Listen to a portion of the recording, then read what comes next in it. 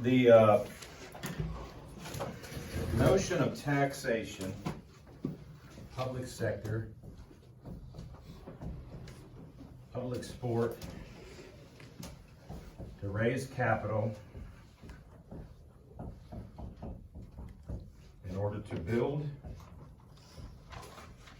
or renovate significant facilities, arenas, convention centers, marinas, golf courses, the recreation departments.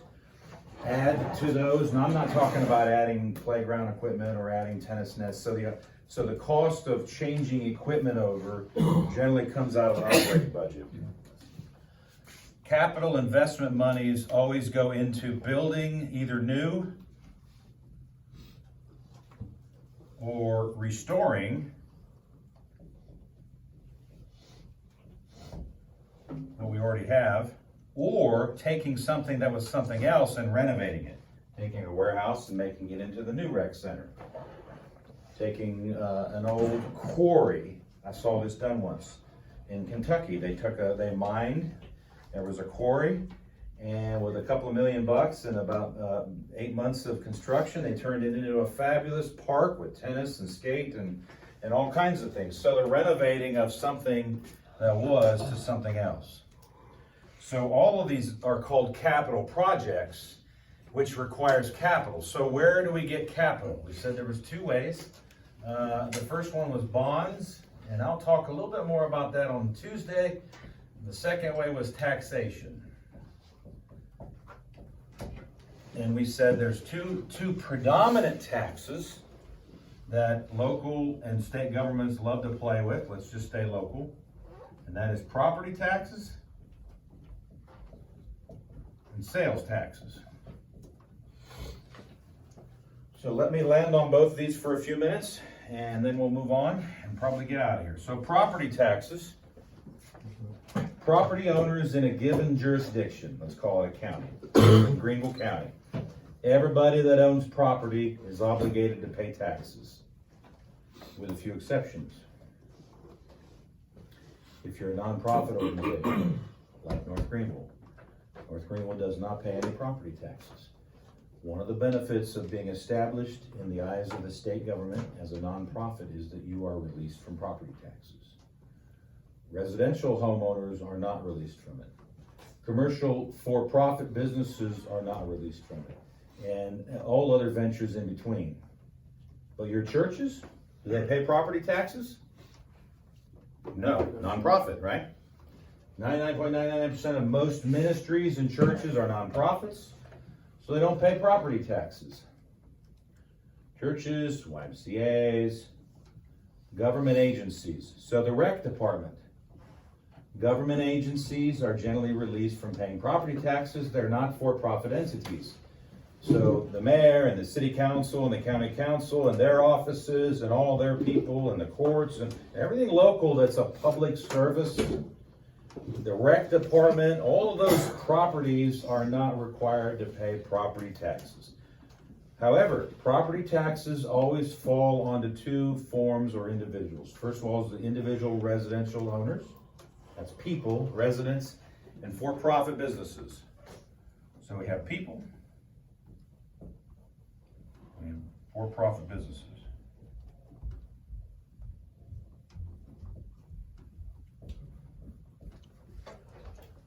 Now, not every business makes money, even though they're designed to make money. And a lot of nonprofits make money, so they have to figure out there's certain regulations on how they spend it and divest it and invest it. But for the most part, your individuals that own property, now that's property that you own, that you live in, that's your primary residence, and investment properties. And just for the sake of understanding, your primary residence here in South Carolina is taxed at 4% with the millage rates added onto it. Investment properties are then taxed at 6%. They tax you a little bit more on investment properties because they think if you have investment properties, they think you have a little coin. And they like to always share in your coin. It's called redistribution. Remember, as you build wealth, there's going to be a lot of people that try to claw it away from you.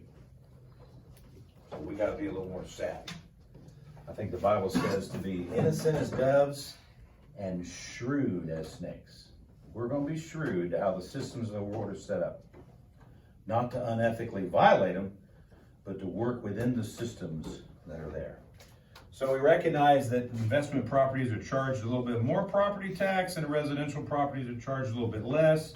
And then even inside of that, there's all kinds of considerations. If you're over the age of 70, they give a percentage discount rate if you're over the age of 80. So they have built in kind of considerations or special dispensations for elderly and for disabled. If you sit in floodplains and your land is flooded 99% of the year, you can apply for flood waivers and your property taxes are lower. There's all kinds of things. But the communities, the county extracts tax money from the people every year, so it's an annual tax paid every year. In fact, when I get my tax bill, I'll bring it in and show you, because it's got the breakdown of where the money goes into that. So they actually kind of show you the allocation from that. And that supports your local government. Now that's a good thing because they manage the roads. So the roads that I drive on every day and the signs, and they hire the police and the sheriff and they pay the fire, the first responders, they keep the libraries open. There's all kinds of organizations that are funded. The rec department is funded out of my property tax. I actually wish they could get more of my property tax, and the Board of Education. So if you've watched any national news, there's lots of parents who are fighting over CRT. They're going to board meetings, they're objecting.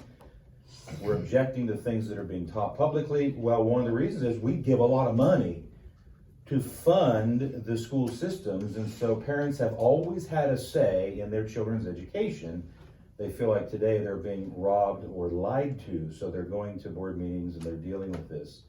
And you're seeing some backlash and repercussions by the current administration as they push back against parents. It's an interesting kind of dynamic to watch. If the community wants more money, if the county needs more money, what did I tell you they would do? In regards to property taxes. If the community or the county or the city needs more money in regards to property taxes, they would generally figure out ways to increase your property tax. Well, property taxes are very much set, and so the public has to vote to increase them. So we don't have an appetite. People don't have an appetite to vote and increase our taxes. So if your local government realizes they need more money and they need to figure out a way to extract it through property taxes, what is the best way for them to do that?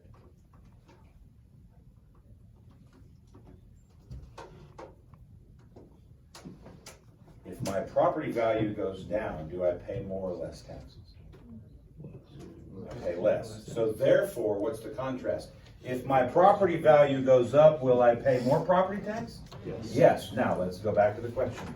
If a local government needs more money to operate, and they know they've got to, one way to do it, not the only way, one way to extract it is to get it out of property taxes, then they're more likely to do what in regards to property values? Increase your property value. So they will assess increased property values on a fairly routine basis.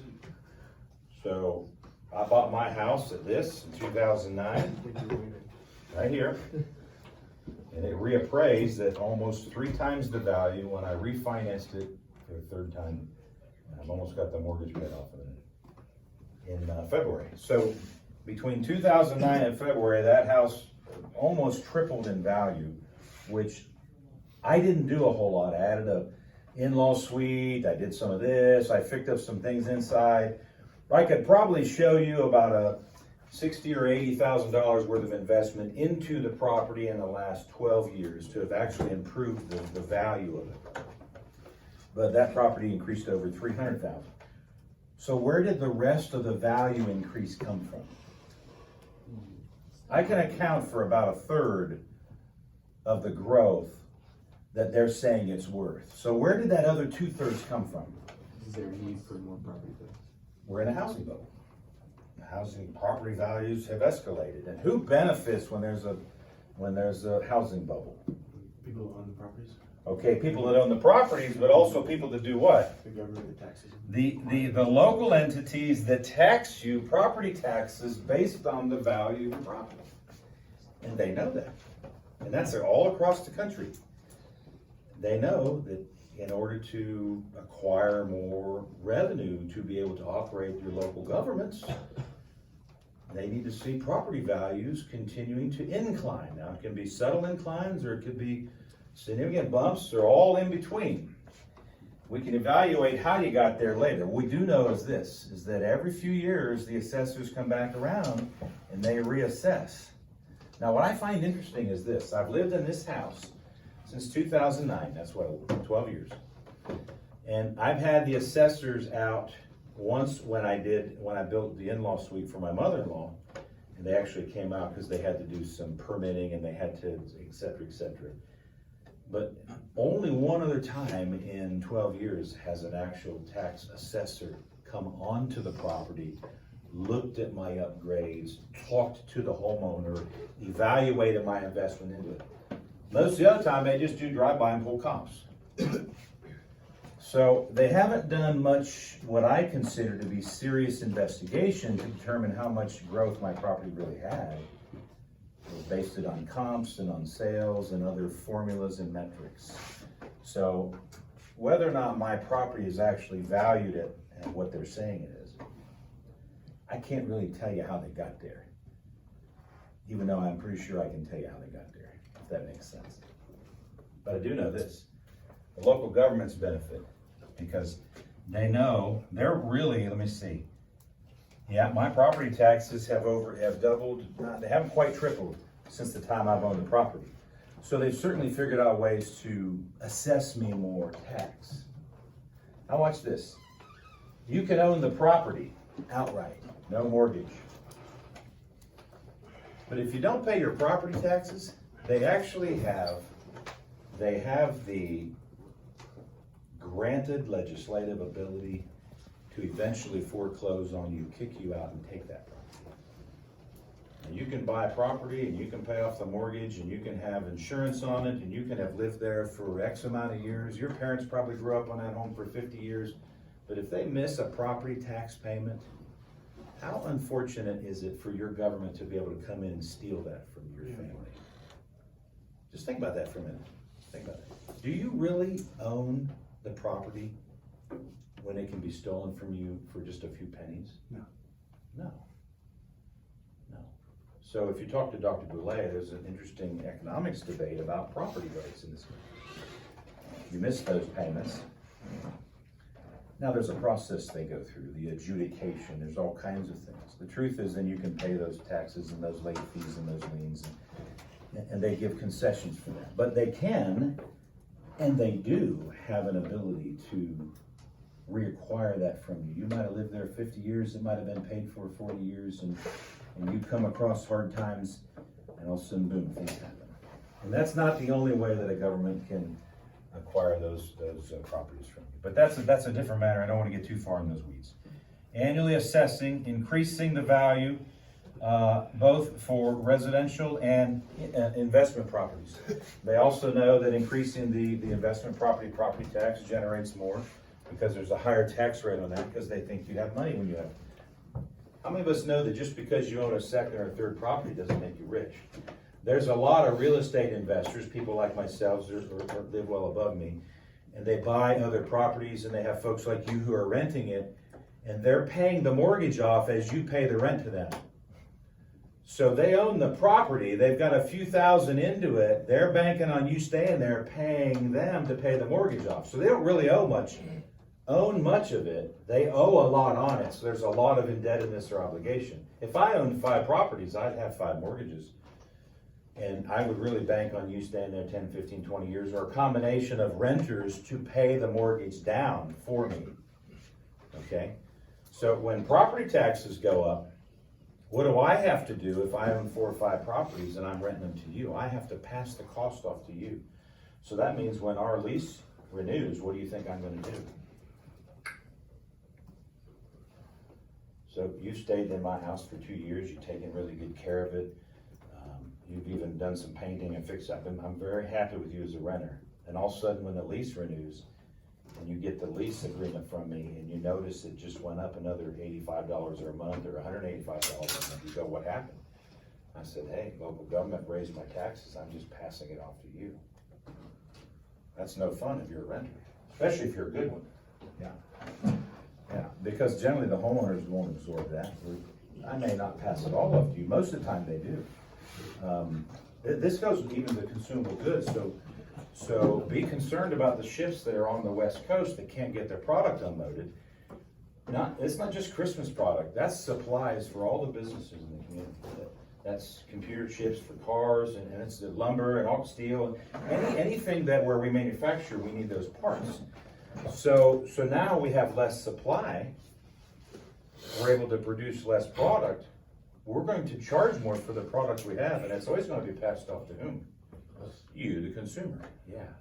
So ships off the coast don't just make Christmas hard, causes price of current goods to go way up. It's called inflation. And that's not just why gas has gone up tremendously, but it does influence that. But certainly consumable goods are greatly affected by that. Let's keep moving on. We'll come back to that. If you have questions about these kind of things, we can always stop. I do want to talk about, let me see. So businesses and investors and residential owners all pay property taxes. Now businesses pay the same 4 to 6%. Again, there's a handful of special considerations. I told you that some of the great deals that BMW got to lure them here. Many of major globalist international organizations that you want to bring to a community, the community organizers can award tax abatements and tax relief. And that's only if the business can generate lots of local income, hire lots of locals, provide some other means into the community if they show social responsibility and they help support libraries and special events and a lot of things like that. So it is in the best interest of communities for your community organizers to lure business to the local community, because that business then helps support the economy of the local community. But they pay property taxes unless they're given tax abatement or tax relief. And so businesses are always going to be assessed, except for the nonprofits, your churches, your YMCA's, your universities, your hospitals, your orphanages, your men's and women's homes, all those soup kitchens, whatever property they're on, they're relieved from that. That goes back to that service business, that community service-minded service business. Same holds true for commercial property. It's in the best interest of the community and the county to raise the property taxes on businesses. So as the business does better and fixes up the property and property taxes arise, they continue to assess them more and extract more out of them. And then the county or the city has more money to operate. And so one of the things they'll do is if they decide they want to build a new, let's just say, skate park. I'll land on this, then we'll depart. If a community says we want to build a new skate park and it's only going to cost us $300,000. Now that's small potatoes in a greater scheme of things. But they've got land, maybe they have bare land in one part of the community that the community already owns, or maybe somebody has died and the family has given the land to the county or the city to be used in a recreational, industrious way. So they want to build a skate park, they've already got the land, we need $300,000. So maybe they will raise not raise the property taxes here, but what they'll do is they'll do an add-on, it's like a plus 0.25% or a 0.05%. It can be such a small amount for an insignificant period of time, say 5 years.